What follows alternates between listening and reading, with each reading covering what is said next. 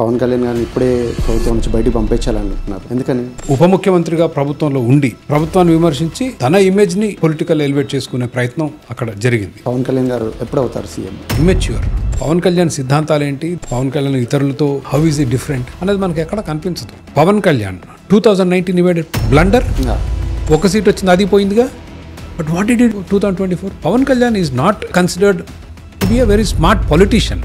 But ఉప ముఖ్యమంత్రులు బోట్లెక్కి డ్రోన్లు తీసుకొని వెళ్ళి కెమెరామ్యాన్లను పట్టుకుపోయి చేయడం అనేది ఈజ్ నాట్ కరెక్ట్. మోడీ గారు భక్తులు ఉన్నారనుకోండి, ఆయన ఏ ఏదో పని చేసినా విరోచితంగా గొడవ దిగుతారు. సో ఇలాంటి అండర్ పర్ఫార్మింగ్ గవర్నమెంట్ అని తెలిసి కూడా చంద్రబాబు నాయుడు గారు, పవన్ కళ్యాణ్ గారు ఎందుకు వాళ్ళతో నడుస్తున్నారు? మరి బెదిరించి తీసుకున్నారు, ఎమ్మెల్యే ఎంపీ సీట్లు బెదిరించి తీసుకున్నారు. Nobody will give. Chandrababu Naidu garu has done wonders to Hyderabad, he's the face of IT in Hyderabad అంటారు. కానీ అదే Chandrababu Naidu garu, why couldn't he replicate the same thing in Amaravati or Vijayawada or Vizag? There is no debate. He's just a great marketing person. He markets himself really well. I don't blame him for it. China అధ్యక్షుడు తిట్టి బతికి బట్టగట్టగలరా? మన prime minister మనం తిట్టి పట్టగలం.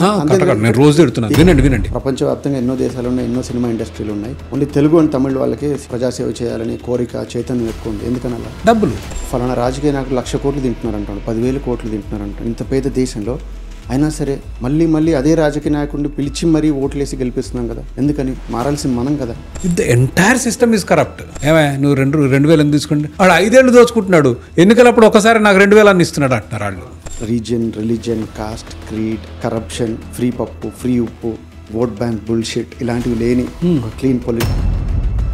ఎవరైనా మహిళ road ఎక్కి నాకు ఫ్రీగా ఆర్టీసీ బస్సు కావాలని ధర్నాలు చేశారండి. మహాప్రభు నువ్వేం చేయని అవసరం లేదు, మా వ్యాపారాలు మమ్మల్ని చేసుకొని మా సావు మమ్మల్ని సావని దేశం బ్రహ్మాండంగా అభివృద్ధి చెంది. Hyderabad was the least recorded city last general elections లో 49%. And I'm not surprise. Highly recommend people should not vote in Hyderabad. ఏమొచ్చింది మీకు ఓటేస్తే? మీకు ఏం రానప్పుడు ఎందుకు ఓటేయటం? నీళ్లు, నిధులు, నియామకాల మీద జరిగింది.